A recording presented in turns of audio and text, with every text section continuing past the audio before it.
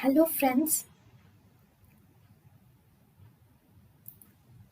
welcome to Creative Medicine. In this lecture, we will learn about. Hello friends, let us now learn some important points about the Cushing syndrome. Cushing syndrome is mainly caused due to the increased cortisol level. Increased cortisol level results in Cushing syndrome.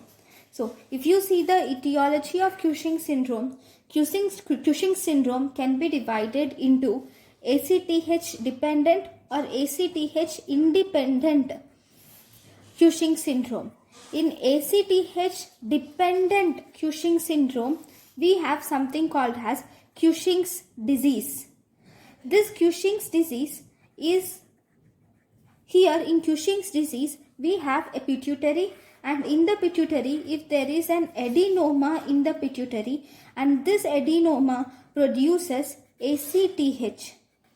This adenoma produces excess amount of ACTH. This increased ACTH will activate the adrenal gland, and this adrenal gland will produce increased cortisol, which results in Cushing syndrome.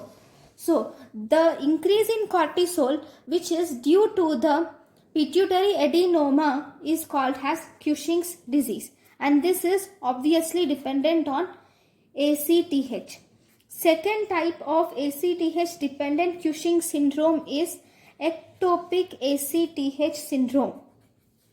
In ectopic ACTH syndrome, here we are giving the ACTH hormone exogenously into the person, either through injections or tablets, or in any way exogenously we are giving the ACTH hormone, and that will result in increased ACTH, which will activate the adrenal gland, leading to increased cortisol. So this is the example of ACTH dependent Cushing's syndrome. Then we also have one thing, that is ectopic ACTH, and one more thing, this ectopic ACTH can be given from outside, and this ectopic ACTH can also be produced due to paraneoplastic syndromes. In paraneoplastic syndromes, where the tumors of lung, like carcinoid tumor of lung or thymus, small cell carcinoma of lung, medullary thyroid carcinoma or pheochromocytoma, all these will produce this ectopic ACTH through paraneoplastic syndrome, and this ectopic ACTH will activate the adrenal glands, thus increasing the production of cortisol or glucocorticoids. So these two are the ACTH dependent Cushing syndrome. Now, the second type of Cushing syndrome is not dependent on ACTH, and this is called as ACTH independent Cushing syndrome. So this is not dependent on ACTH. This is ACTH independent Cushing syndrome. This ACTH independent Cushing syndrome includes, if this is the kidney, over the kidney we have the adrenal gland, and if we have an adenoma of adrenal gland, or if we have a carcinoma of adrenal gland, this adenoma or carcinoma of adrenal gland will directly produce excess glucocorticoids or cortisol, which will result in Cushing syndrome. Then sometimes this adrenal gland can undergo hyperplasia. Macronodular hyperplasia can occur. This macronodular hyperplasia is mainly due to the ectopic expression of receptors of LH or ADH or serotonin or interleukin 1 gastric inhibitory peptide.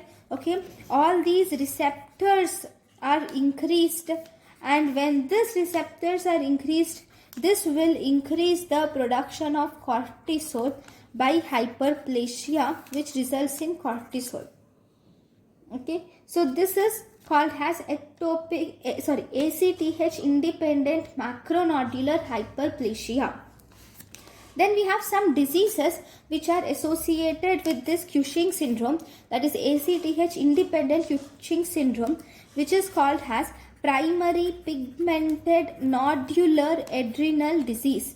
This primary pigmented nodular adrenal disease occurs due to the mutation in regulatory subunit of PRKAR1A gene, and this will increase the cortisol production. Then we have a complex called as Carnes complex.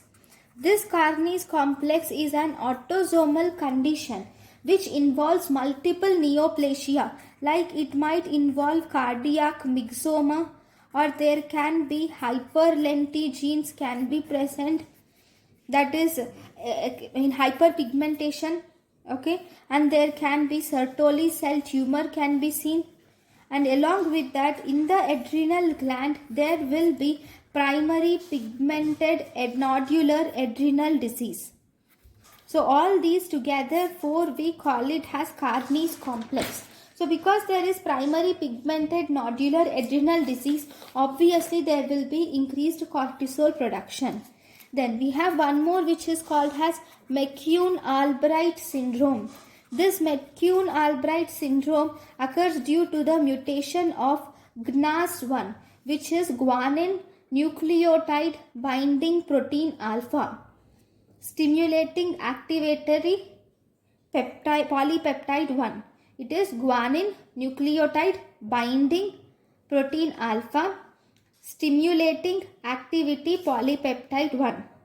Okay, so this gene undergoes mutation, and whenever this gene undergoes mutation, this Mccune Albright syndrome associated with CAF-A late spots, and there will be precocious puberty is seen, and there will be polycystic fibrous dysplasia is also seen in these patients with Mccune Albright syndrome.